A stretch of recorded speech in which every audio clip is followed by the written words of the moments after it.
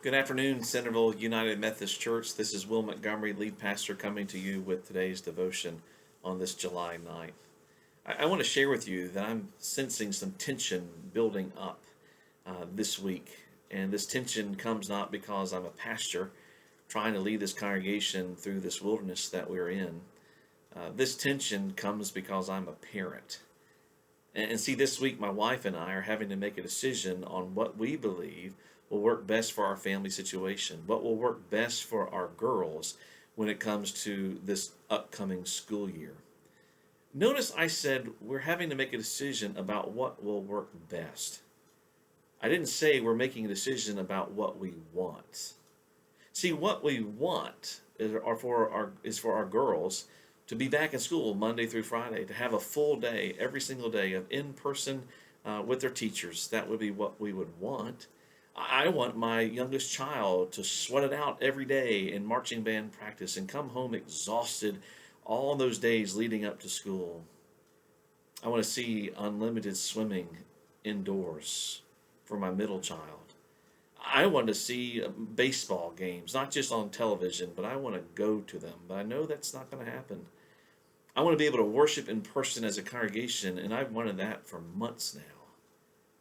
I want to be able to sit in a restaurant like old times. I want my children to simply be teenagers and can hang out with their friends again.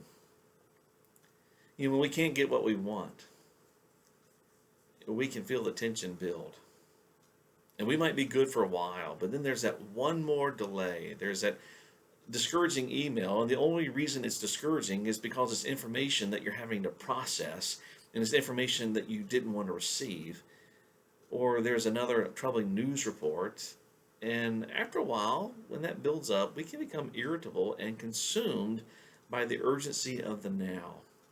And who wants to make decisions when we're tired and we're irritable and perhaps resentful, and what we want is not an option? You know, that's where I am this week. Perhaps that's where you are this week, or maybe you've been there for some time. When what I want is not an option, it's important to focus upon what I need. And some of those needs are to be patient with myself, to be patient with others, to be patient with those who are in leadership as they're trying to do the best that they can with all that's been presented to them. There's that need to be still and know that God is God and that God is with us. There's the need to tame the tongue and be slow to speak when we are in that place of irritability.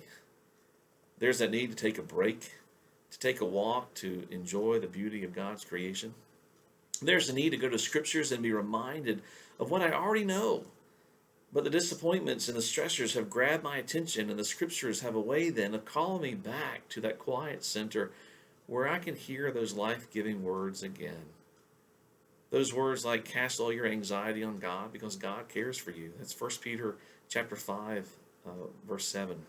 Or do not worry about anything, but in everything let your requests be made known to God, and the peace of God, which surpasses all understanding, will guard your hearts and minds in Christ Jesus.